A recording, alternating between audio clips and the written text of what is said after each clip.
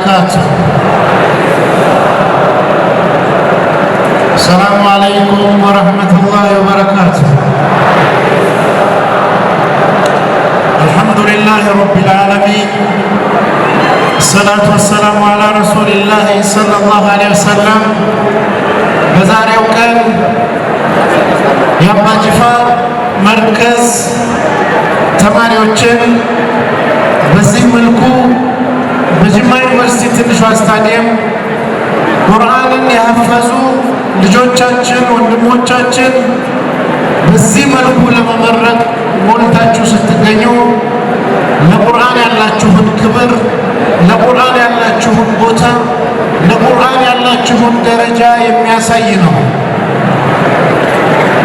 ጅማን ስንወስድ የተለያዩ በቁርአን የሚታወቁ ሰዎች ወጥተዋል። ከነዚህ መካከል አንዱ የጅማ ፍሬ የሆኑት ሼክ አብዱልመጂድ ሁሴን አህመድ ሙስጠፋ የመስጂድ ነበዊ መዲና ኢማም የነበሩት 1983 በኢትዮጵያ አቆጣጠር መስጂድ ነበዊ ላይ ኢማም ሆነው ተመድበው ሲያሰግዱ የነበሩት ዓለም ላይ ሼክ አብዱልመጂድ ሁሴን አልጀበርቲ በሚል የሚታወቁት ከዚሁ ከጅማ ወጥተው ሀያተል ኪባር ዑለማ ከነበሩት ከሳውዲ ዓሊሞች መሃል አንዱ የነበሩት ከጅማ የወጡ ናቸው። ዛሬ እነዚህ የምታዩቸው ልጆች ቁርአንን ሐፍዘው ቅድም ስንሰማ እንደነበረው በሚያምር ድምፅ ሲያሰሙልን የነበሩ ልጆቻችን ወንድሞቻችንም ቁርአንን በስሜት እንድንከታተል ፍቅራችን ውዴታችን እንዲጨምር በሚያደርግ አኳኋን ሲቀሩ ተደስተናል። ነገር ግን የቁርአን ዓላማ ቁርአንን መቅራት አይደለም። የቁርአን ዓላማ መሐፈዝም አይደለም። የቁርአን ዓላማ ምን እንደሆነ አላህ ሱብሓነሁ ወተዓላ 10 የሚሆኑ ዓላማዎችን በቁርአን ውስጥ ጠቅሶልናል። ለምን በቁርአን የተለያዩ ጉዳዮችን እንደሚያብራራ ሲጠቅስልን እነሱ ናቸው መሰረታዊ ከቁርአን ጋር ያለን ትስስር ላይ ዓላማ ሆነው በሕይወታችን ውስጥ መንጸባረቅ ያለባቸው። አንደኛው ዓላማ አላህ ሱብሓነሁ ወተዓላ ቀድ በየና ለኩም አያቲ ለአለኩም ታቂሉን አያዎችን አብራራንላችሁ ትገነዘቡ ዘንድ ይላል። ቁርአንን መገንዘብ ከኛ የሚጠበቅ ከኛ የሚፈለግ ነው። ተገንዝበነዋል ወይ የሚለው ጉዳይ መታየት ያለበት ነው።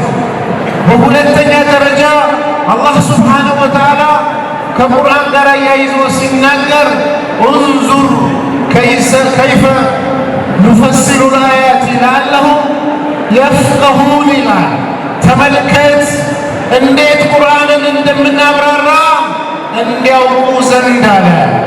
መገንዘብና ማወቅ ተቀራራቢ ነገሮች ቢሆኑም ነገር ግን ቁርአንን አውቀነዋል ወይ መልእክቱን ተረድተነዋል ወይ የሚለው በጣም አስፈላጊ ጉዳይ ነው።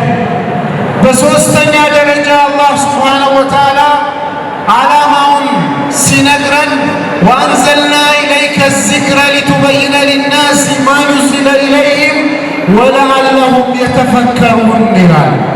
በአንተ ላይ ቁርአንን አወረድን። በአንተ ላይ የወረደውን ቁርአን እንድታብራራላቸው ዘንድ ለምን? ወለዐለሁም የተፈከሩን እንድታስተነትኑ እንድታስቡ። ሶስተኛው ዓላማ ይሄ ነው። በቁርአን ውስጥ የተቀመጠውን መልእክት አውቀነው ተረድተነው እንድናስተነትን እንድናስብ አሳቢዎች እንድንሆን አላህ ይፈልጋል። ሙስሊሞች የሚያስቡ መሆኑን ይፈልጋል። በሌላ የቁርአን አያ ላይ አላህ ሱብሓነሁ ወተዓላ የነገረን ምንድን ነው? ቁል ኢነማ አዒዙኩም ቢዋሒዳ አን ተቁሙ ሊላሂ መስና ወፉራዳ ሱመ ተተፈከሩን በላቸው። ሙሐመድ ሰለላሁ ዐለይሂ ወሰለም ንገራቸው ከእናንተ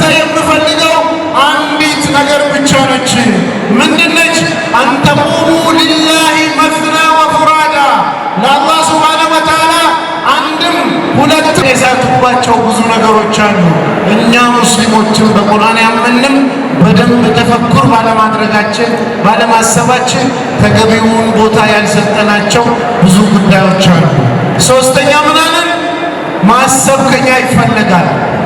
አራተኛ ቁርአን ውስጥ የጠቀሰው አላህ ሱብሓነሁ ወተዓላ ወከዛሊከ ኑፈሲሉ ልአያቲ ወሊተስተቢነ ሰቢሉል ሙጅሪሚን ሰቢሉል ሙጅሪሚን የሙጅሪሞች መንገድ የመጥፎ ሰዎች መንገድ ግልጽ እንዲሆን ይፈልጋል። ስለነ ፊርዓውንም ይነገረን፣ ስለነ ቃሩንም ይነገረን፣ ስለነ አቡለሀብም ይነገረን።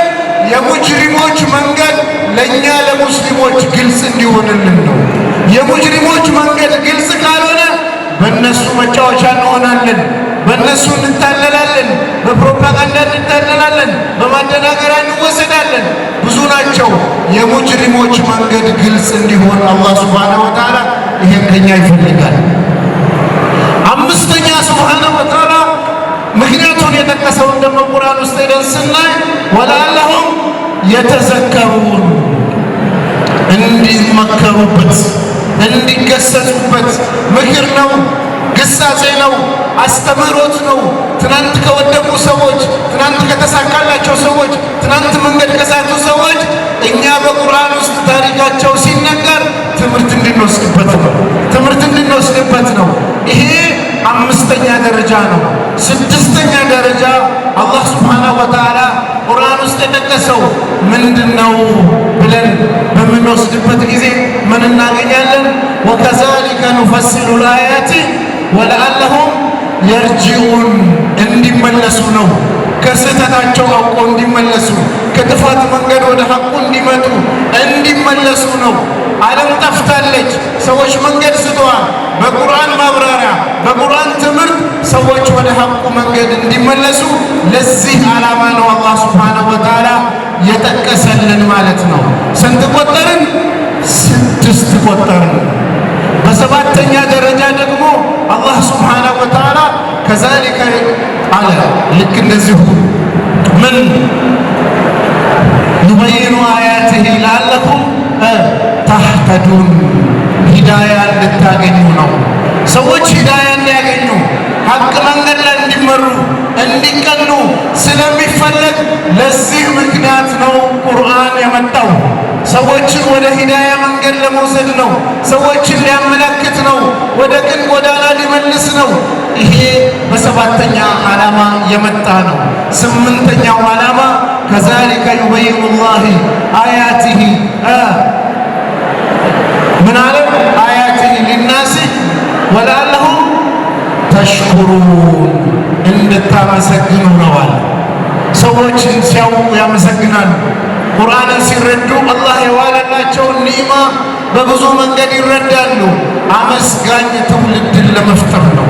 አላህን የሚያመሰግን እንድንሆን ነው። አላህን ሱብሓነሁ ወተዓላ የቁርአን ትምህርት በትክክል ከገባን ጌታችንን የምናመሰግን ሰዎች እንሆናለን። በዘጠነኛው ደረጃ የመጣው ደግሞ ምንድን ነው? ለዐለኩም ተተቁን ተቅዋ እንዲገኝ ነው። አላህ ሱብሓነሁ ወተዓላ ከዛሊከ ዩበይኑ ላሁ አያቲሂ ሊናሲ ወለዐለሁም የተቁን ነው። አላህ እንደዚሁ ቁርአኑን ያብራራላችኋል። ለምን ሲባል አላህን እንዲፈሩ፣ አላህን ትምህርት እንዲጠነቀቁ ለዚህ ይፈለጋል ይለናል። ዘጠነኛ ወሰድን። አስረኛ የቁርአን ዓላማን አላህ ሲጠቅስ ምን አለ? ዩበይኑ ላሁ አያቲሂ አንተድሉ መንገድ እንዳትስቱ። ሙስሊም ከሆናችሁ በኋላ ሐቅን ከያዛችሁ በኋላ ከሐቅ ጎዳና ላይ ተሳስታችሁ እንዳትወጡ ነዋል። በእነዚህ 10 ዓላማ ነው ቁርአን የያዝነው። ቁርአን ለመቅራት አይደለም፣ ለማሐፈዝም አይደለም። መቅራትም ማሐፈዝም እነዚህን ዓላማ ለማሳካት ሲባል፣ እነዚህ ዓላማ ከሌሉ ማሐፈዝ ብቻውን በመቅራታችን አጅር እናገኝ ይሆናል። በማክበራችን አጅር እናገኛለን። በማሐፈዛችን ደረጃ እናገኛለን። ይሄ ግን ወሲላ ነው፣ ዓላማውን ለማሳካት እንዲያግዝ ነው። ስለዚህ ዛሬ ያፈዛችሁ ወንድሞችና እህቶች እዚህ ያላችሁ በጠቅላላ የቁርአን ዓላማ እነዚህ 10ሩ ነገር በእኛ ህይወት ላይ እንዲታዩ ነው። ይህንን ስል ማሐፈዝ ጥቅም የለውም እያልኩ አይደለም። ይህንን ስል መቅራት ጥቅም የለውም እያልኩ አይደለም። ያልቀራ ሰው እነዚህን ዓላማ አያሳካም። ያልቀራ ሰው እነዚህን ዓላማ አያገኝም። ይህን ሁሉ የሚሳካው ቁርአን ሲቀራ ነው። ቁርአን ስንማር ነው። ነቢያችንም ሰለላሁ ዐለይሂ ወሰለም በሐዲስ ምንድን ነው ያለው? ኸይሩኩም መን ተዐለመ አልቁርአነ ወዐለመ። ከእናንተ ውስጥ በላጮቹ ቁርአንን የተማሩና ያስተማሩ ናቸው ብለዋል። ስለዚህ የሰው ኸይርነት የሚገለጸው እነዚህን ዓላማ ማሳካት የሚቻለው ቁርአንን ወርደን ስንቀራ ነው። ስለዚህ እንቅራ፣ እናሐፍዝ። ወንድሞቻችን ልጆቻችን እንዳትሸወዱ። ቁርአን አፈዛችሁ ማለት ጨረሳችሁ ማለት አይደለም። ገና ብዙ ነገር ይጠብቃችኋል። ትልቅ ደረጃ ደርሳችኋል። ግን የሚቀረውንም አብራችሁ አስቡ፣ አብራችሁ አስተውሉ። እኔም እናንተ በሰማነው አላህ የምንጠቀም ያድርገን እያልኩኝ